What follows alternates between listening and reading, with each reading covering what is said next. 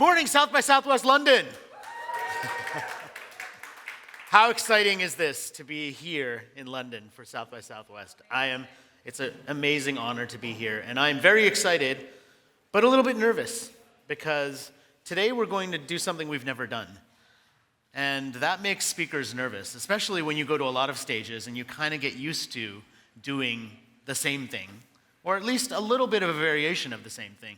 But today we're going to try an experiment, and I think it's going to be really amazing, and I can't wait to share it with you. Because the question that we are asked all the time, Henry and I, at every talk, is what's the future going to look like? And we have to come up with new trends, new ideas, and we have to constantly do that. And I remember the first time I met Henry, we were at an event that neither one of us was speaking at. We were just in the audience, learning, listening. And I heard him introduce himself. And he used a word that most futurists don't use. He said, "I'm a reluctant futurist." And I said, I've used that word too. And I immediately went and I wanted to talk to him. And I'd known his work before, but we'd never met. And I said, "Why do you use the word reluctant? Why is that important?" And he said, "Well, because we're not really predicting what will happen. We're looking at what's happening right now. And then we're talking about the future." And to me, that's the secret of being good at predicting the future. That you're really just paying attention to now and getting really good at predicting what will happen because it's already happening. It's just happening in small pockets. And so in 2019, we decided that we were going to write a book together. And then something happened in 2020 that derailed things, right? But we kept working on the book. And for the next 3 years, we went into research labs, we talked to people, and we did the one thing that I realized everybody should do, not just futurists, but everybody, which is pay attention to people. Because the people who understand people always win. And I use this phrase, this quote, quite often in my talks, because I come from the world of consumer insights and marketing and advertising. I was at Ogilvy and Leo Burnett for a long time. And in that world, you're paying attention to human behavior. And human behavior is what's shaping the future. So that's what we're always thinking about. And I remember I was working at Leo Burnett in Australia, and the Olympics were coming. And this was a super exciting time. And I heard the story of one athlete, Dick Fosbury. He was an athlete who was doing the high jump, and he was the first one ever in 1968 to run up to that bar, turn around backwards, and flop over it. That's what it was called, right? The Fosbury flop. That was his technique. And I remember thinking the first time I heard that story, what kind of person sees the way everyone else does something and thinks, "I'm going to turn around backwards and jump over that"? And the second thing I thought was, how do I think like that? Always. And I didn't know it at the time, but this is what I would eventually start to call non-obvious thinking. And that became my brand, and that became what I talked about. And it was all about trying to get people past the things that they're stuck on. Trying to get them outside of what they know into something that they're willing to consider, that's different, that's new. And recently, the question has sort of shifted. Because the question used to be, at every talk I would go to in every event, and every talk Henry would go to in every event, what's the future going to look like? And now, right now, the talk is a little bit different. Because the question people are asking is a little bit different. The question they're asking is, are we going to make it? And we see what's happening in the world. And when I travel outside of America, people have questions. What's going on in America? Are we going to make it with America the way it is right now? And people are worried. And there's a term for this worry, anticipatory anxiety. The idea that we're afraid of what's going to come, and so we don't make the moves that we need to make. We get stuck. We are safe. We're fearful. And so we hold ourselves back. And that is really dangerous. For anyone who studies the future, that's really dangerous. Because when we hold ourselves back, we don't take the step towards what we could do. And even worse, if we imagine the future to be something that is inevitable, then we start to cloud our judgment. We start to think that the future is not going to be as good as the past. And we get stuck.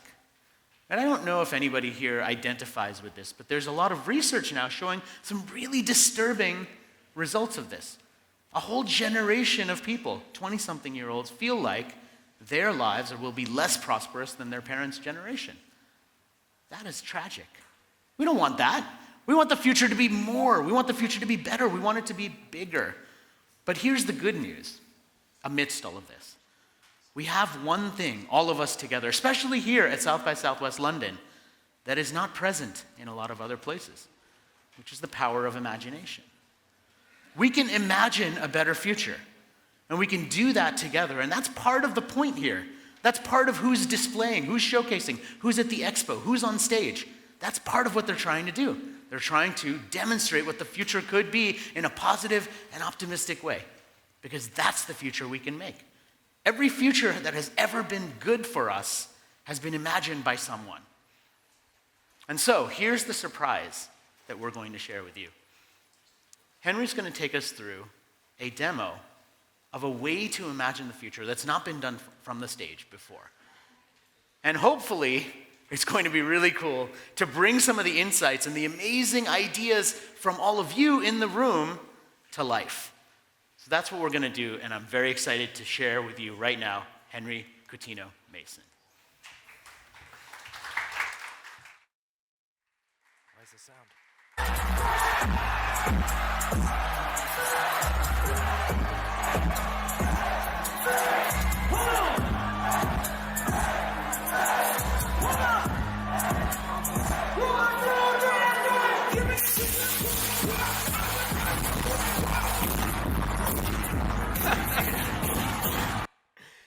Okay.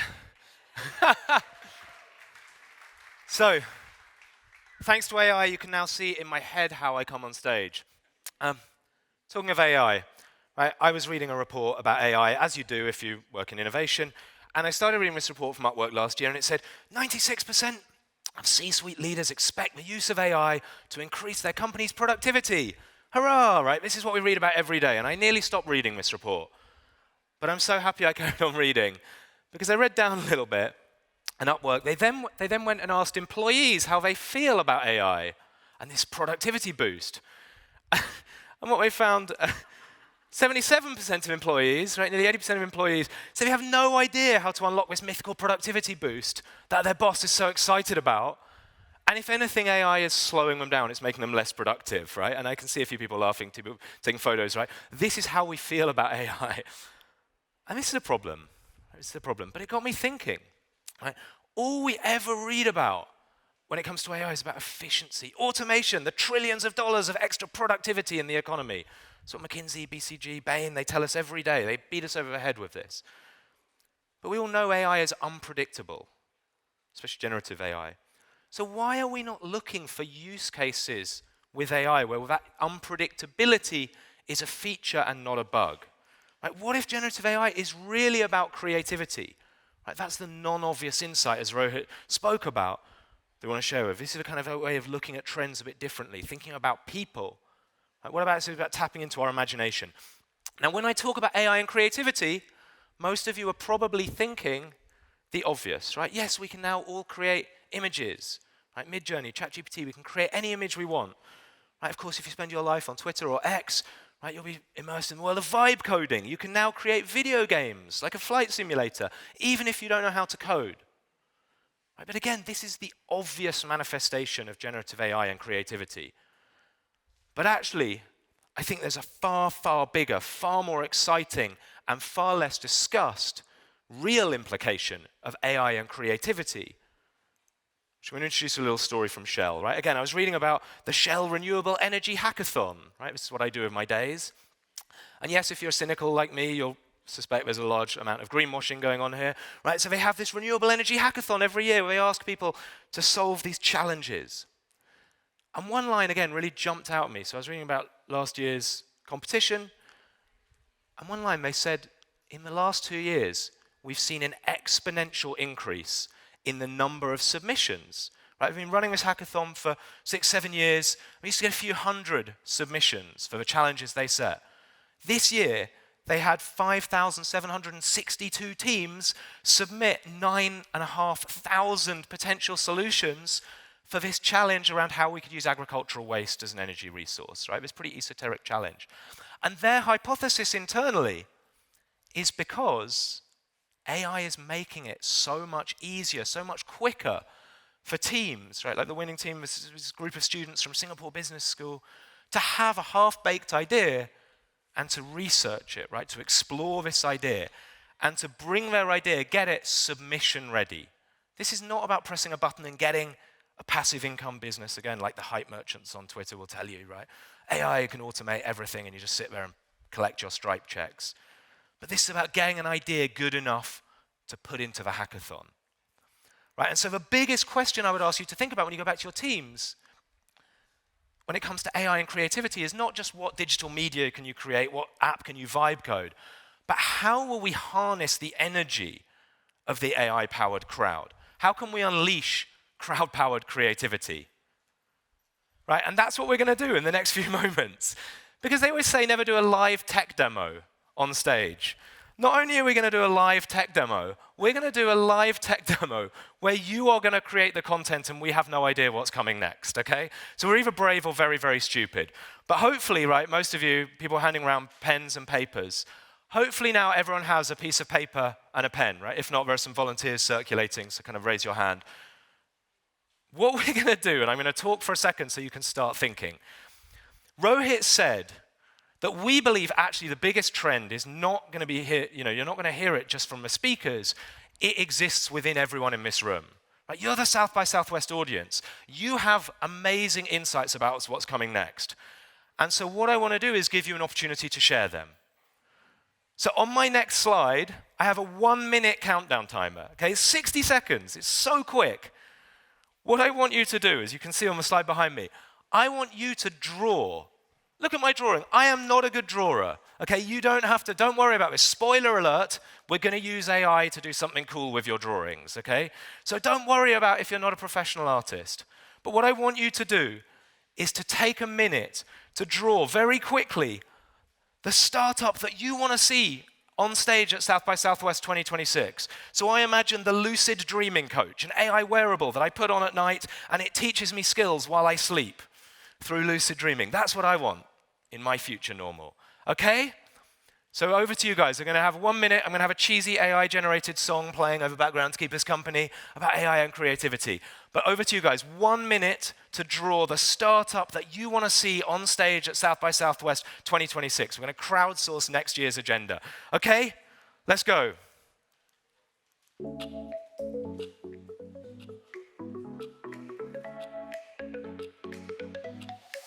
Under the mirror ball tonight we glow. A spark of genius starts to show. The rhythm hums, it knows the way. AI lights up our creative play. Electric harmony, we're making the scene. Machines and hearts sing a shared dream. Together we rise in the sparkling hue. AI and us creating something new.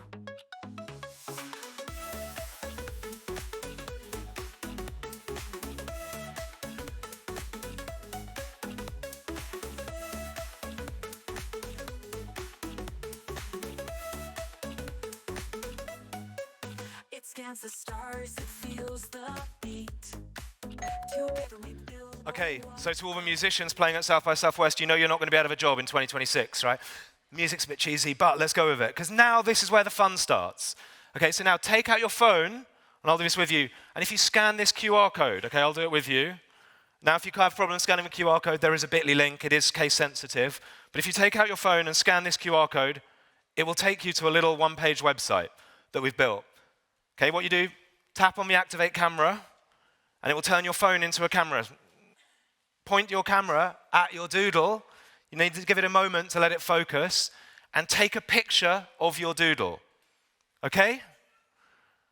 And then if you scroll down underneath, you will see there's a little box to add a few words. Don't worry, you don't have to be a prompt engineer. It just guides the AI a little bit. When we were testing it, someone drew a space rocket, and the AI thought it was a fish. Okay, some people's brains went somewhere else there. But what I want you to do is add a few words describing your image. You don't have to be a prompt engineer. And then you scroll down, and you'll see the Generate Images button. Okay? So scan the QR code, turn your phone into a camera, take a picture of your doodle, and then hit Generate. And this is where the magic happens. Okay, everyone scan the QR code? Everyone ready? Because this is where it gets fun, right? Because, can we switch to the laptop now? Because we built this, we can now show the entire room's images live on the screen. Okay, so let's take a look at some of them. This is just going to refresh as they come in live. So we have a pet translator. Someone wants to speak to their dog. We've come to an event, guys. There's loads of humans here. Rohit, where are you? Okay, let's take a look at some of these. Well, let's see what we got. All right. Whoa, they're coming in thick and Funny fast. looking man. You're not reacting to us, hopefully, about that. The AI partner. Very cool. So you've done this, well, a version of this before, Henry, and what has happened? Like, what have people come up with and put out there? I mean, this is much different in terms of the scale, but what's happened before with this? Oh, let's freeze this for a second. So look, what's interesting, right, is you start to see, we kind of want, everyone always draws stuff about food, right? This is one of the things we write about in the Future Normal, right? Focus on what doesn't change, focus on the basic human needs as well. There's always people drawing stuff about food. There's always people drawing stuff about robots cleaning, right? Turns out we kind of want the robots to take our jobs, maybe. What else do you see, Rohit? Any others? Yeah, flying fish. Yeah, it's interesting what people come up with here. But, I mean, how do you use this, like, in real life? Like, what's the application for something like this? Okay, let's go back to the presentation, right? So we've seen a few. Very quickly, a few things we've learned from doing this. We've done this nearly 50 times over the last few months. A few things that are really important, right? Hopefully this is a bit of fun. And quick note, our final slide is a QR code, right? If you want to get access to all of the images the room has co-created, our presentation and a whole load of extra bonus goodies, scan the QR code on the final slide, and we'll download them after this session, and we'll drop them in there for you. Okay, but a few things we've noticed. Again, the media will have you know that AI is all about automation. It's going to put us out of a job. Right? We just don't buy it. As Rohit said at the start, this is about imagination. This is about creativity. Look, we work in innovation. You work in marketing. Like, we're probably, many people here will work in creative sectors. You're probably okay sharing a napkin sketch, right? But if you work in serious industries like healthcare, finance, pharma, construction, legal, maybe the culture of your organization is one of perfection. People aren't comfortable sharing their ideas, right? Our idea is that we actually see that this makes it so much easier. It removes the barrier, it removes the pressure to have a perfect idea before you share it, right? Being able to share the AI version of your idea. I hear people all the time in the audience when I do this in smaller groups saying, this wasn't quite what I meant. This was really what I wanted it to do. So even when it goes wrong, it's a useful tool to encourage people sharing their ideas. The other thing, okay, again, we've all been at conferences where the same few people dominate the conversation. Right? They usually look like me, a white man standing on stage talking about the future, right? What if we could bring new voices into the conversation? What if you could do this with your whole organization? Now, the other thing that we're so excited about, this is still so early, right? We created this last year. Okay, we've been doing this, but it changes every day. We were literally changing the AI model yesterday with my developer to plug in the new Stable Diffusion model, right? We can play around with video. But some of you might have noticed on your results page, you also have two things which I hope work, because we've never done them before, as Rohit said. You might have noticed you have a little button saying roast mode, right? This is our attempt to humanize the conversation around AI agents, right? You'll heard so much about AI agents, right? But that's often a very dehumanizing conversation.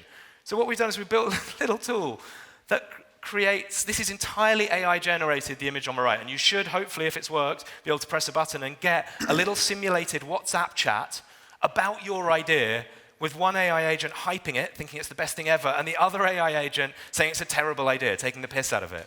Okay? So this is just having a bit of fun. But there's also something that we're doing that's much more serious, which again, you've got a taste of. Yeah, I think one of the things that was interesting for us is you hear kind of the same phrase a lot, which is, oh, we need to be able to collaborate with AI. Humans need to be able to collaborate with AI. But what does that really mean? So when we were approaching the book, The Future Normal, we just did a new revision to it for a second edition.